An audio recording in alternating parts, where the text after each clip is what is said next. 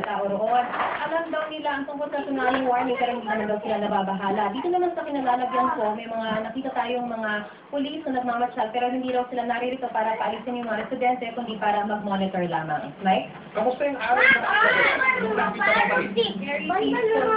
Nakama na. Ang alon doon eh. Very tranquil yung dagat. Uy, doon sana duhaan ni mo, God. Silvan.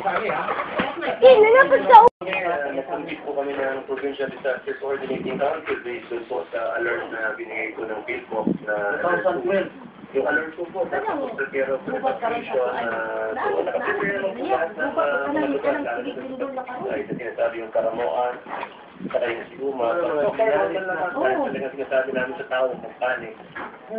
Although nagpe-prepare na po sila for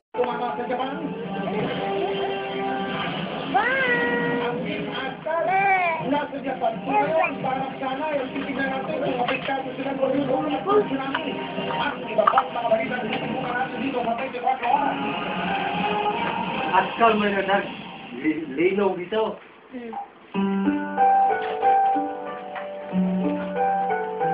Grabe pa ni kaysa New Zealand, lahat ang ano sa Japan, no? Luti!